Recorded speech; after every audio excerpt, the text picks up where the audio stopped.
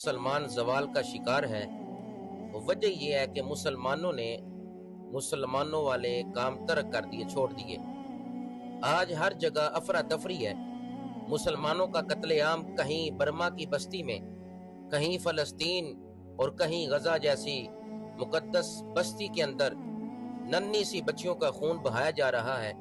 वो तलाश कर रही हैं अपने भाइयों को, और कहीं भाई अपनी बहनों को तलाश करने की कोशिश में हैं।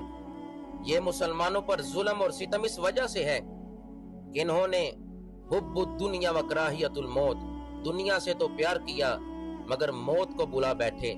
अगर कुरान पर अमल किया होता, अगर अहादीस नबविया का नूर अपने दामन में समेटा होता, तो आज ये हवाएं ना चलती, ये जल्जले ना आते। वो वक्त याद करो कि इज़ा ज़ुलज़िलतिल अर्दु ज़िलज़ालहा, कि जब जमीन फट जाएगी, आसमान फट जाएगा, पहाड़ रेजा रेजा हो जाएंगे, कोई काम नहीं आएगा। उस वक्त अमाले सालिहा काम आएंगे। फरमाया ना अपने साथ जफा करो, ना अपने खुदा के साथ जफा करो, ना अपने अजीजों के साथ जफा करो, ना कुरान के साथ जफा करो, ना सरकार के फरमान के साथ जफा करो।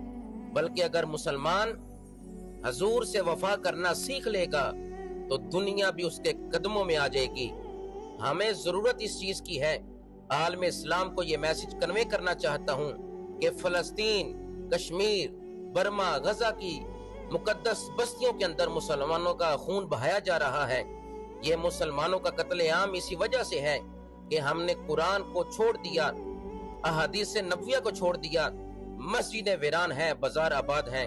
आओ मुसलमानों, दीन की तरफ, इस्लाम की तरफ, शरीयत की तरफ कोशिश करो।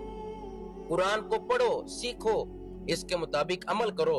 अगर तुम अपना जाहिर निखारने की कोशिश करोगे, जाहिर को संवारने की कोशिश करोगे, अल्लाह तुम्हारा बातिन भी निखार देगा और तुम्हें जन्नत का हकदार बना देगा।